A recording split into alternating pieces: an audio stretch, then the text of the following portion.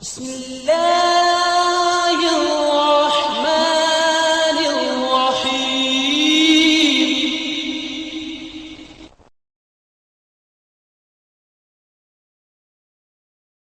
سورۃ ابراہیم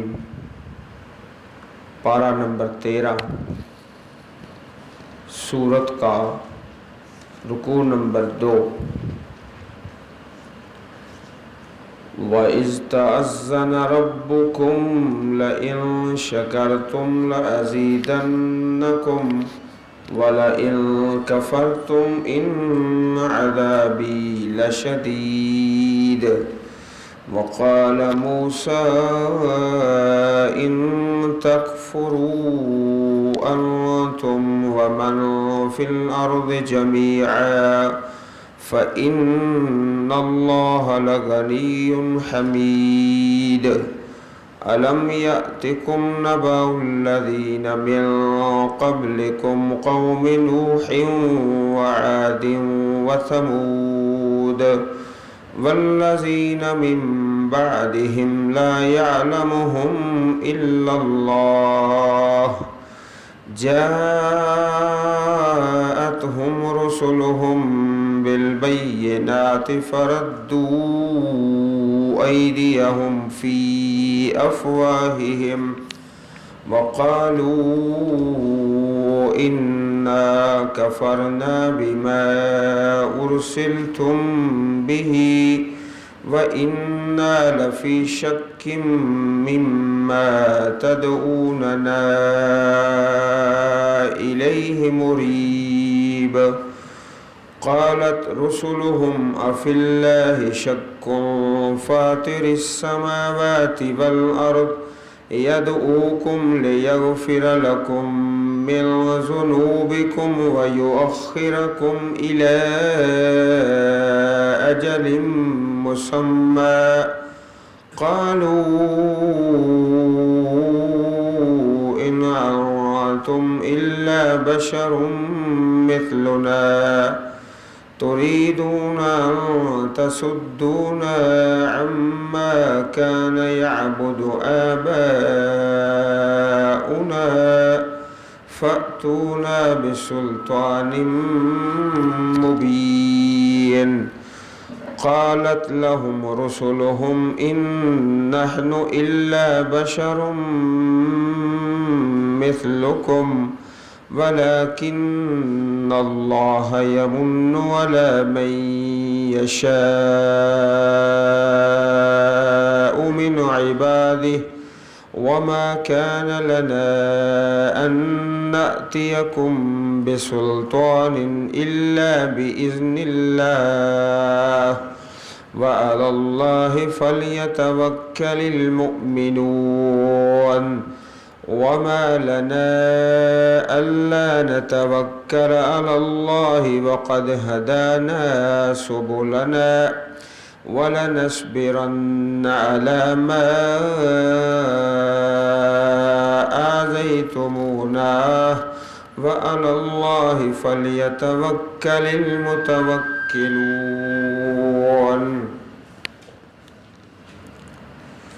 سورۃ ابراہیم دوسرا رکوع اللہ پاک نے یہاں ایک چیز کا اعلان فرمایا ہے کہ نعمتوں پر شکر کرنا اضافے کا باعث ہے اور ناشکری عذاب کا باعث ہے۔ اللہ پاک نے جو نعمتیں دی ہیں ان پر شکر کریں گے تو نعمتوں میں اضافہ ہوگا، اور اگر ناشکری کرتے ہیں تو وہ عذاب کا باعث ہے۔ وَإِذْ تَأَذَّنَ رَبُّكُمْ، اور جب اعلان کیا، آگاہ کیا تمہارے رب نے، لَإِن شَكَرْتُمْ، البتہ اگر تم شکر کرو گے، لَأَزِيدَنَّكُمْ، میں ضرور تمہیں زیادہ دوں گا،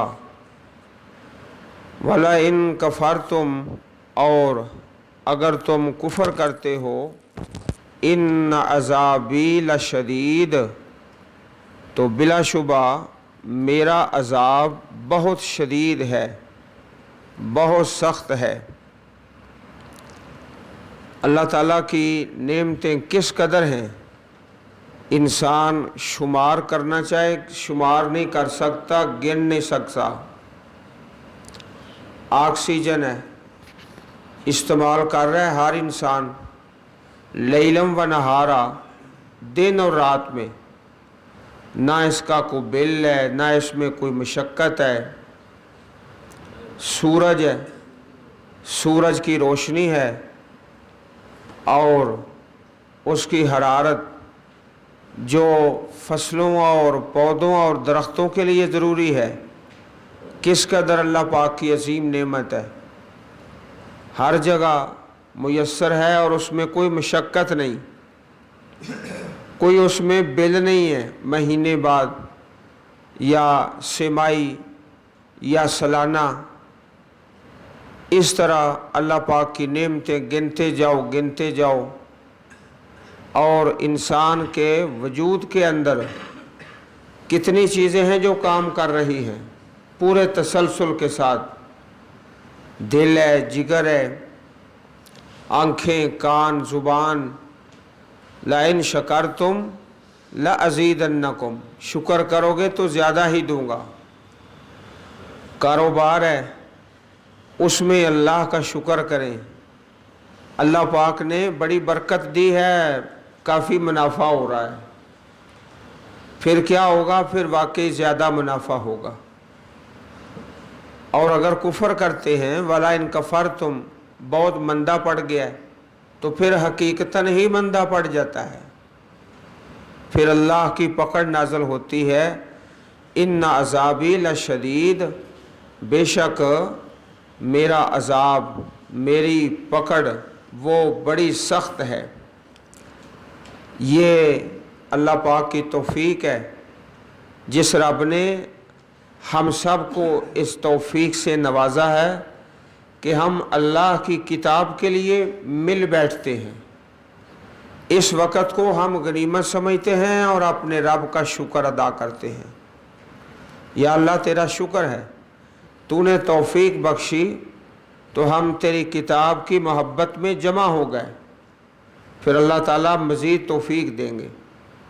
اور اگر یہ کہیں کہ مشکل ہے، میری نیند خراب ہو رہی ہے، میرا فلاں کام ڈسٹرب ہے، تو پھر نہ شکری میں واقعی ایسے ہو جاتا ہے۔ شکر ہر کام میں، لَإِن شَكَرْتُمْ لَأَزِيدَنَّكُمْ، شکر کرو گے تو زیادہ ہی دوں گا۔ یا اللہ تیرا شکر ہے جو قرآن پاک پڑھنے کی توفیق دیتا ہے، پھر زیادہ توفیق مل جائے گی، اس سے زیادہ۔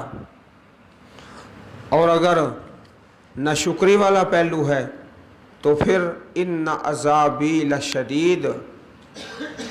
وقال موسیٰ، اور کہا حضرت موسیٰ علیہ السلام نے، ان تکفروا، اگر تم کفر کرو، انتم، تم، ومن فی الارض جمیعا، اور وہ جو زمین میں ہیں سارے کے سارے کافر ہو جائیں، فإن اللہ، پس بے شک اللہ تعالیٰ، لغنی حمید، بے پرواہ اور تعریف کیا گیا ہے۔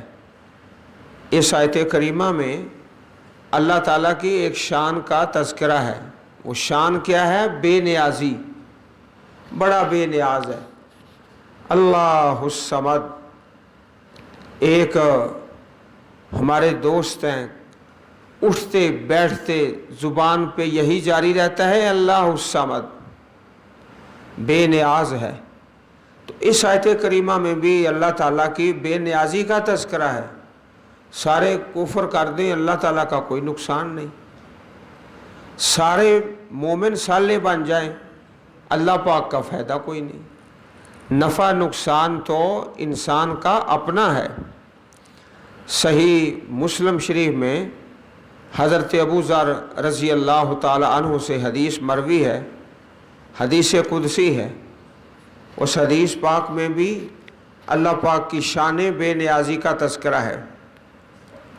یا عبادی، اے میرے بندو لو ان اولکم و آخرکم و انسکم و جنکم، اگر تمہارے پہلے اور پچھلے اور انسان اور جن کانوا علی اتقی قلب رجل واحد منکم، اتنے نیک بن جاؤ جتنا ساری دنیا میں کوئی نیک آدمی ہے، سب سے جو نیک آدمی ہے اس طرح بن جاؤ، ما زاد ذالک فی ملکی شیئا، میری حکومت میں کوئی اضافہ نہیں ہوگا، میری سلطنت میں، میرے خزانوں میں۔ یا عبادی لو ان اولکم و آخرکم و انسکم و جنکم، اے میرے بندو اگر انسان اور جن پہلے اور پچھلے سارے کے سارے کانوا علی افجر قلب رجل واحد منکم، اتنے برے بن جائیں جتنا ساری کائنات سے کوئی بدترین آدمی ہے، سارے برے بن جائیں، اتنے برے کہ ساری کائنات سے جو برا شخص ہے نا اس کی طرح ہو جائیں، ما نقص ذالک من ملکی شیئا، میری حکومت میں کوئی کمی نہیں آئے گی، بے نیاز ہے نا۔ اللہ الصمد، یا عبادی اے میرے بندو، اگر تمہارے پہلے پچھلے جن انسان ایک میدان میں جمع ہو جائیں، پھر ہر کوئی سوال کرے اور مانگنا شروع کر دے، میں ہر ایک کے سوال کو پورا کرتا جاؤں، میرے خزانوں میں کوئی کمی نہیں آئے گی۔ اور مثال دے کے سمجھایا الا کما ینقص المخیط اذا ادخل البحر، سوئی سمندر میں داخل کر کے نکال لو، سمندر میں کتنی کمی آتی ہے، رب کائنات ہر انسان کو جو مانگا ہے عطا کر دے، اس کے خزانوں میں اتنی بھی کمی واقعہ نہیں ہوتی۔ اللہ الصمد، محبت سے پڑھتے رہا کریں اللہ الصمد، بڑا بے نیاز ہے۔ تو اس آیت کریمہ میں بھی رب کائنات کی شان بے نیازی کا تذکرہ ہے۔ الم یأتکم نبأ الذین من قبلکم قوم نوح وعاد وثمود، کیا نہیں آئی تمہارے پاس نبأ و خبر ان لوگوں کی جو تم سے پہلے ہیں، قوم نوح، قوم عاد، قوم سمود، یہ حضرت ہود علیہ السلام کی قوم، حضرت صالح علیہ السلام کی قوم، ان کی خبر، والذین من بعدہم، اور وہ لوگ جو ان کے بعد ہیں، امتوں نے اپنے رسولوں کی تکذیب کی، یہ اس تکذیب کا تذکرہ ہے۔ لا یعلمہم الا اللہ، جن کو نہیں جانتا سوائے اللہ کے، اللہ پاک ہی جانتے ہیں۔ جاءتہم رسلہم بالبینات، لائے ان کے رسول واضح دلائل، فردوا ایدیہم فی افواہہم، انہوں نے لٹا دیا اپنے ہاتھوں کو اپنے منہوں میں، اپنے ہاتھوں کو اپنے منہوں میں، ایدیہم اپنے ہاتھ، فی افواہہم اپنے منہ کے اندر۔ اس کی کئی تفسیریں کی گئی ہیں۔ ایک تفسیر تو یہ ہے کہ جب اللہ کے نبیوں نے دعوت دی، توحید کی، تو لوگوں نے اپنے ہاتھوں سے اشارہ کیا کہ اپنی بات کو بند کر دو، جیسے بچوں کو خاموش کرانے کے لیے اپنے منہ پہ انگلی رکھتے ہیں، اس طرح امتوں نے اپنے نبیوں کو کہا، لوٹائے انہوں نے اپنے ہاتھ اپنے منہوں میں۔ اور دوسرا معنی کہ انہوں نے تعجب کے طور پر اپنے ہاتھ اپنے منہ پر رکھ لیے، کافروں نے تعجب اور افسوس کرتے ہوئے کہ یہ نبی کیسی بات کر رہے ہیں۔ اور تیسرا جو تفسیر اس لفظ کی فردوا ایدیہم فی افواہہم، کہ غصے کے ساتھ انہوں نے اپنی انگلیوں کو کاٹنا شروع کر دیا، جیسے غصے میں کوئی آدمی اپنے ہاتھ کھاتا ہے۔ تو کئی تفاسیر اس جملے کی مروی ہیں انہوں نے لٹائے اپنے ہاتھ اپنے منہوں میں غصے کے ساتھ تعجب کے ساتھ اور نبیوں کو خاموش کرانے کے لیے۔ وقالو، اور کہا ان ظالموں نے کافروں نے، انا کفرنا بما ارسلتم بہ، بے شک ہم انکار کرتے ہیں اس چیز کا جس کے ساتھ تم بھیجے گئے ہو، وَإِنَّا لَفِي شَكٍ، اور بے شک ہم شک میں ہیں، مما تدعوننا، اس چیز سے جس کی تو ہمیں دعوت دیتے ہے، الیہ مریب، اس کی طرف گہرا شک۔ مریب کہتے ہیں اضطراب میں ڈالنے والا شک، پریشان کرنے والا شک زیادہ، یہ شکن کی تاکید ہے، یہ کفار کے شک کا بیان ہے۔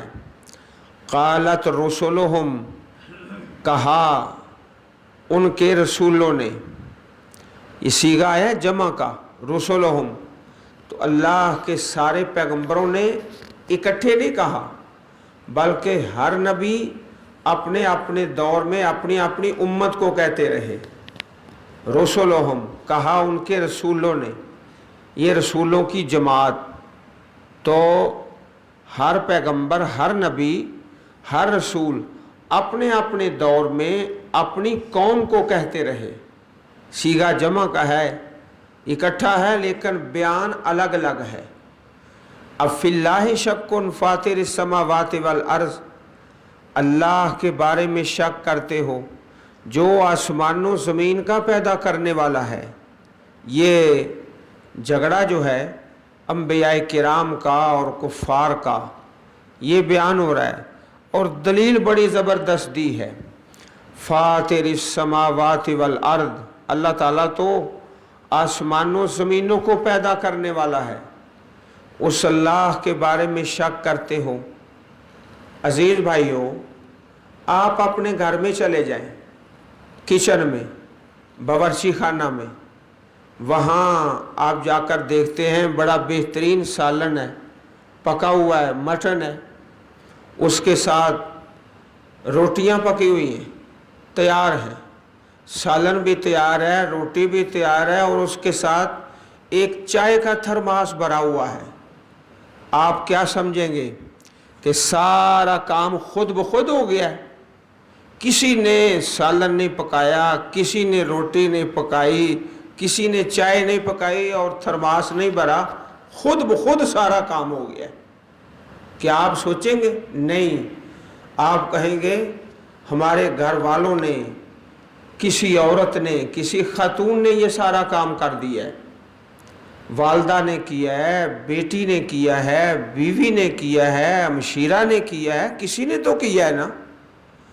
کبھی آپ میں سے کوئی بھائی یہ کہہ سکتا ہے آج ہمارے گھر میں سالن پک گیا خود بخود، کسی نے نہیں پکایا، بازار سے آ بھی گیا ہے اور پک بھی گیا ہے، اور جو چولہا ہے وہ بھی خود چل پڑا ہے۔ جتنی بھی ایٹومیٹک مشینیں ہیں، اور ان کو بھی ڈرائیو اور چلانے میں تو کوئی ایک شخص ہوگا نا، ایک مرتبہ تو اس کو چلانا پڑے گا، جو ایٹومیٹک ہے، کوئی مشین ہے، کوئی گاڑی ہے۔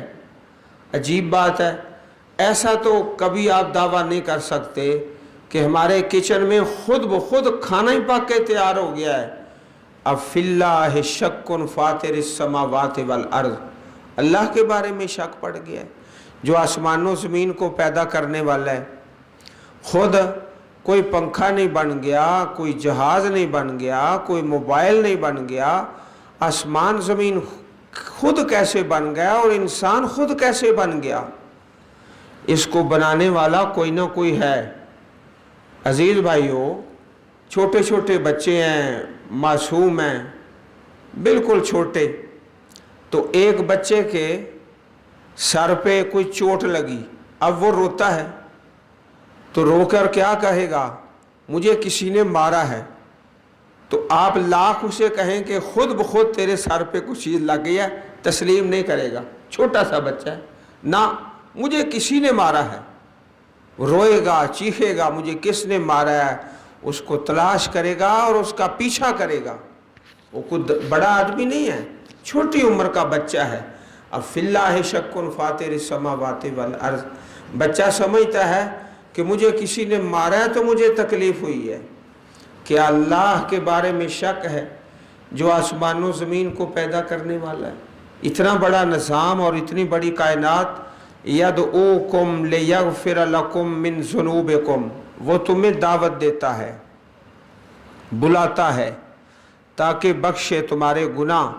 وَيُؤَخِّرَكُمْ إِلَىٰ أَجَلٍ مُّسَمًّى، اور مؤخر کرے، تمہیں مہلت دے ایک مقرر مدت تک. إِلَىٰ أَجَلٍ مُّسَمًّى، مقرر مدت. قَالُوا إِنْ أَنْتُمْ إِلَّا بَشَرٌ مِثْلُنَا، انہوں نے کہا کفار نے، نہیں تم مگر بشر ہم جیسے. کافروں نے بشریت کی وجہ سے انبیاء کی رسالت کا انکار کر دیا کہ یہ بشر ہیں اور ہم جیسے ہیں. اللہ کے نبیوں نے اس کا جواب کیا دیا جب کفار نے کہا تریدون ان تصدونا، تم چاہتے ہو کہ ہمیں روک دو، اما اس چیز سے کان یعبد آباؤنا، جس کی عبادت کرتے تھے ہمارے باپ دادا. فَأْتُونَا بِسُلْطَانٍ مُبِينٍ، لہٰذا ہمارے پاس کوئی کھلی دلیل، کوئی معجزہ لے کر آؤ. یہ کافر کہنے لگے. تو معجزے تو اللہ پاک نے ہر نبی کو عطا فرمائے تھے. پیارے پیغمبر جناب محمد کریم صلی اللہ علیہ وسلم کو جو سب سے بڑا معجزہ ملا وہ کتاب اللہ ہے، قرآن کریم ہے. باقی سارے کے سارے اس سے چھوٹے تھے، یہ سب سے بڑا معجزہ ہے. قالت لهم رسلهم ان نحن الا بشر مثلکم، کہا ان کے لیے ان کے رسولوں نے، یہ رسول بھی جمع کا صیغہ ہے، تو سارے اللہ کے رسولوں نے اکٹھے مل کے ایک وقت میں ایک جگہ پر نہیں کہا، بلکہ اپنے اپنے وقت میں اپنے اپنی قوم کو. یہ بیان اس لیے اکٹھا ہو رہا ہے کہ اللہ کے نبیوں کی دعوت ایک جیسی تھی اور کفار کا جو طریقہ تھا جھٹلانے کا وہ بھی ایک جیسا ہی تھا، اس لیے بیان اکٹھا ہو رہا ہے. پچھلی آیات کریمات میں بھی اور اس آیت کریمہ میں بھی. ان نحن الا بشر مثلکم، نہیں ہم مگر بشر تم جیسے. ہاں یہ بات تو ٹھیک ہے کہ ہم بھی انسان ہیں، ہمارے بھی ماں باپ ہیں، اولاد ہے، ازواجم و ذریہ، بیوی بچہ ہے. ولیکن اللہ یمن علی من یشاء من عبادہ، اور لیکن اللہ تعالیٰ احسان کرتا ہے جس پر چاہتا ہے اپنے بندوں سے. یہاں آ کے فرق ہو گیا کہ تم بھی بشر ہو، ہم بھی بشر ہیں، لیکن ہمارا تمہارا فرق یہ ہے اللہ ہم پر آسمان سے وحی نازل فرماتا ہے. الوحی من اللہ، کلام اللہ، یہ فرق ہو گیا. اور عزیز بھائیوں، جو نبوت اور رسالت ہے یہ کوئی کسبی چیز نہیں کہ کوئی انسان محنت کر کے کما لے، ایسا نہیں ہو سکتا. یہ وہبی چیز ہے. وہبی کا معنی کہ یہ اللہ تعالیٰ کی طرف سے ہے. اللہ پاک جس کو چاہتے ہیں نبوت کا تاج پہنا جاتا، اور جس کو چاہتے ہیں ختم نبوت کا تاج پہنا دیتے ہیں. یہ اللہ کی طرف سے وہبی چیز ہے، عطائی. اللہ پاک یمن و احسان کرتے ہیں جس پر چاہتے ہیں من عبادہ ہی، اپنے بندوں سے. تو یہ عقیدے کا مسئلہ آ گیا. اور اچھی طرح ذہن نشین فرما لیں کہ نبوت رسالت یہ وہبی چیز ہے، اللہ عطا فرماتے ہیں، کسبی نہیں ہے. کوئی کما کے، کوئی محنت کر کے، کوئی نیکی کر کے اس کو حاصل کر لے، ایسا نہیں ہو سکتا. وَمَا كَانَ لَنَا أَن نَأْتِيَكُمْ بِسُلْطَانٍ إِلَّا بِإِذْنِ اللَّهِ، اور نہیں ہمارے لیے کہ ہم لائیں تمہارے پاس کوئی دلیل، کوئی نشانی، کوئی معجزہ، مگر اللہ کے حکم سے. اذن اللہ، اللہ تعالیٰ چاہے تو وہ کسی نشانی کا ظہور فرما دے. جیسے تم کہتے ہو اے اہل مکہ کہ یہ پہاڑ سونے کے بنا دو، یا ان کو ویسے پیچھے ہٹا دو، یا چشمے جاری کر دو، یہ سارے کام اللہ پاک کے ہیں. اپنی مرضی سے جو نشانی وہ چاہتا ہے دکھا دیتا ہے، ہمارے اختیار میں نہیں. وما کان لنا ان نأتیکم بسلطان الا باذن اللہ. جس طرح سورہ یوسف میں پڑھا ہے نا کہ قمیص ہے جب اپنے ہی ملک میں ہے تو اس کی خوشبو نہیں آتی، اللہ کا حکم نہیں. جب دوسرے ملک میں ہے، مصر میں ہے، تو خوشبو آ جاتی ہے کیونکہ اللہ کا حکم آ گیا ہے نا.